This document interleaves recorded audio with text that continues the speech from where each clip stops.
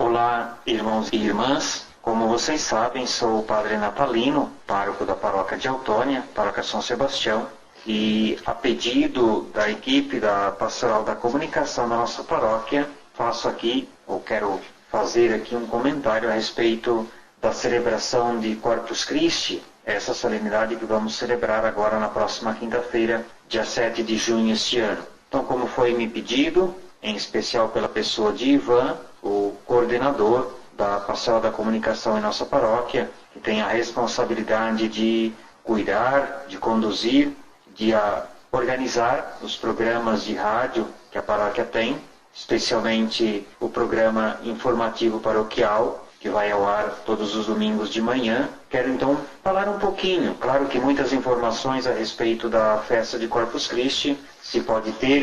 obter hoje em dia até mesmo pela internet, já que existem tantos meios, tantas facilidades. Não gostaria aqui de fazer um discurso, digamos assim, uma homilia, nem entrar em detalhes muito teológicos, mas apenas dar algumas ideias a respeito desta festa. É claro que Corpus Christi, em primeiro lugar, é uma frase que vem do latim, que significa o corpo de Cristo. Corpus Christi, em latim, o corpo de Cristo, que nada mais é do que uma continuidade da própria celebração da Quinta-feira Santa e continuidade de toda e qualquer celebração eucarística, no sentido que Jesus um dia quis oferecer-se em sacrifício, quis oferecer-se em sacramento e no dia da sua última ceia, na quinta-feira, ofereceu o seu corpo e sangue nas formas, nas espécies do pão e do vinho, que se tornaram e são presença, sinal da sua presença perene e alimento de vida eterna para toda a sua Santa Igreja. E a Igreja, então, ao longo dos séculos, pela própria experiência da celebração eucarística, da celebração litúrgica, foi de um certo modo desenvolvendo também essa festa a mais, que, mais uma vez digo, está em sintonia e está em continuidade com toda e qualquer Eucaristia, mas de modo especial daquela Eucaristia que foi celebrada pela primeira vez, a última ceia, onde Jesus institui esse sacramento, o sacramento da Eucaristia. E que celebramos então de uma forma mais solene, mais visível, com uma procissão e tudo mais, neste dia, justamente sempre numa quinta-feira, para fazer alusão, lembrarmos-nos da Quinta-feira Santa, no dia em que Jesus oferece o seu corpo e sangue, ali celebrando a Páscoa com os seus. Ali Jesus, durante a última ceia, com os seus apóstolos, ele justamente não só celebrou, mas também mandou que os apóstolos se lembrassem depois a lembranças dele, o memorial, a memória dele, fazendo isto, comendo o pão e bebendo o vinho, que se transformariam no seu corpo, no seu sangue. Como diz mesmo Jesus no Evangelho, o que come a minha carne e bebe o meu sangue tem a vida eterna, e eu ressuscitarei no último dia, porque minha carne é verdadeiramente comida e o meu sangue é verdadeiramente bebida. O que come a minha carne e bebe o meu sangue permanece em mim e eu nele. O que come deste pão viverá eternamente, conforme as palavras de Jesus, que o evangelista João nos cita, nos traz muito bem, no capítulo 6 do seu Evangelho, dos versículos 55 a 59. Sabemos que Jesus, através da Eucaristia,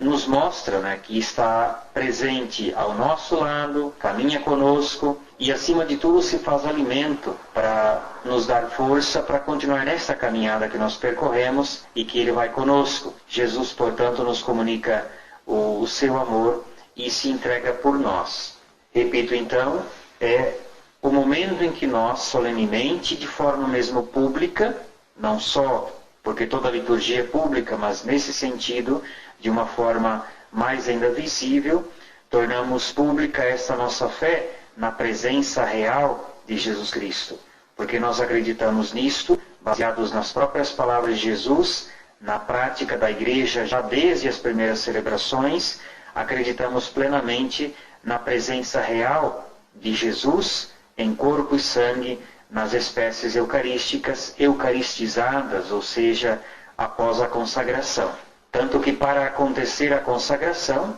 é preciso as duas espécies, porque Jesus celebrou a Páscoa com o pão e o vinho e instituiu a Eucaristia com essas duas espécies. Porém, uma vez que acontece a consagração, Jesus está todo inteiro presente, tanto na espécie do pão quanto na espécie do vinho. Tanto que se alguém comungar de uma ou de outra espécie, está comungando o Cristo total e não parte dele. Apesar de que nem sempre as pessoas conseguem entender isto, mas este é um mistério, é a verdade do mistério da nossa fé. E o dia de Corpus Christi, então, repito, é apenas uma forma mais simbólica e real também, mas principalmente uma forma mais visível e pública de nós manifestarmos esta fé nessa celebração eucarística, seguida depois a solene procissão pelas ruas da cidade, abençoando os 4 cantos, os 4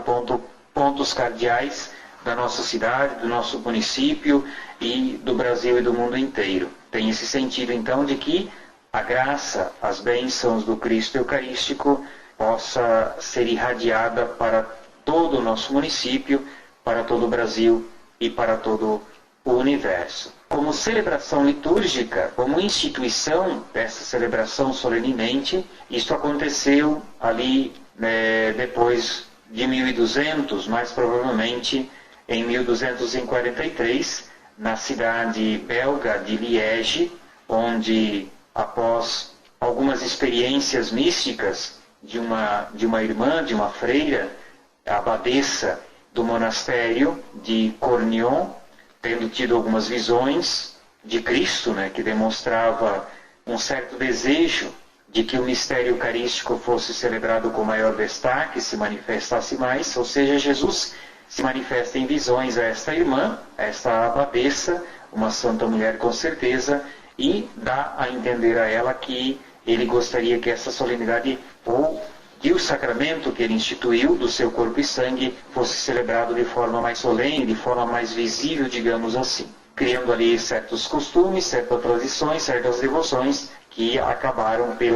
pelo decreto do Papa Urbano IV, no ano de 1264, através de uma bula papal chamada de Transiturus Diot Mundo, onde ele estendeu essa festa então para toda a Santa Igreja, oficializando a solenidade de Corpus Christi na quinta-feira, após o primeiro domingo depois de Pentecostes, ou seja, após o domingo da Santíssima Trindade. Nós celebramos domingo passado a festa de Pentecostes, a manifestação visível, física, pública, pessoal, singular da terceira pessoa da Santíssima Trindade, que até então não havia se manifestado de forma singular e pessoal. Embora tudo o que Deus faz é na Trindade, nenhum faz nada sem a presença do outro, porque é um único Deus, mas o Pai havia se manifestado, o Filho havia se manifestado, e ao celebrarmos a solenidade de Pentecostes, dá-se também a manifestação da pessoa do Espírito Santo. E é por isso que hoje, nesse fim de semana, a Igreja celebra a Santíssima Trindade, porque a manifestação do mistério das 3 pessoas em um só Deus,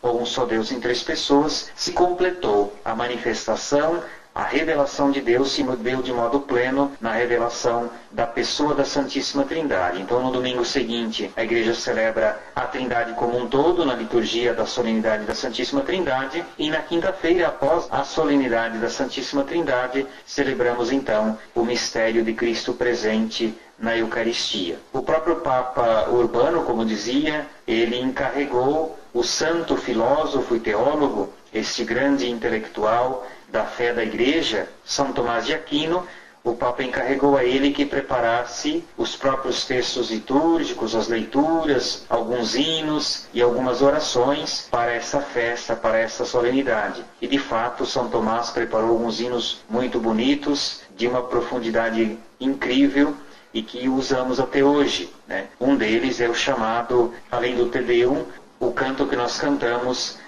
em adoração ao Santíssimo Sacramento, tão sublime sacramento, que nós cantamos no final da adoração ou antes da bênção. Na verdade, o tão sublime sacramento são apenas as 2 últimas estrofes do principal hino composto por São Tomás de Aquino para essa festa, que é o chamado Pangelíngua, não é? Este sacramento que é pão, a Eucaristia, que é pão, que é alimento para a nossa língua, o sabor da nossa língua, e que celebramos na Eucaristia. São Tomás compôs então outros hinos relacionados a esta liturgia e acabou se espalhando por todo o mundo. E a hóstia consagrada com a procissão, né? Ou seja, a procissão com o Santíssimo Sacramento pelas ruas, começou a ser feita ali por volta do ano 1274, o tempo chamado de período barroco da era cultural no mundo. Dizem que esta festa começou a ser celebrada no Brasil a partir do ano de 1961, quando, a partir de uma pequena procissão que saiu da igreja, uma pequena igreja de madeira de Santo Antônio, e seguiu até a igrejinha de Nossa Senhora de Fátima, e lá em Brasília, e a tradição então de enfeitar as ruas começou na cidade mineira de Ouro Preto, a cidade histórica interior de Minas Gerais. Normalmente, como vocês sabem, a celebração consta, a solenidade consta da missa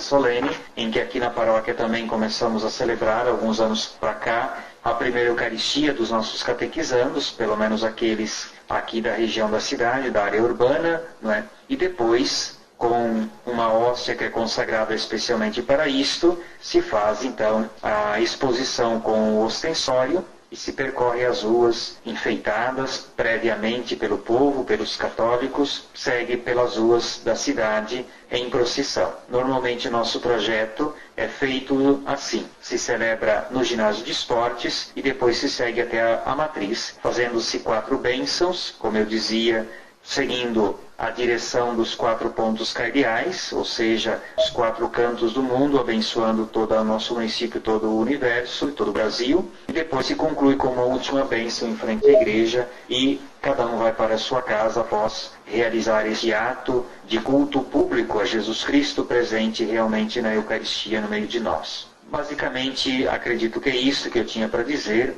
Talvez poderíamos dizer muitas outras coisas, mas o nosso tempo acredito que não seja tão grande. Mas, com certeza, todos aqueles que participarão dessa grande solenidade, dessa grande liturgia, terão a oportunidade de conhecer ainda muito mais, mas, acima de tudo, que é o mais importante, é celebrarmos, é prestarmos esse nosso culto, essa nossa devoção, esse nosso amor a Jesus Cristo que se faz presente no nosso meio, sacramentalmente, realmente presente. Desejo a todos, então, uma boa festa.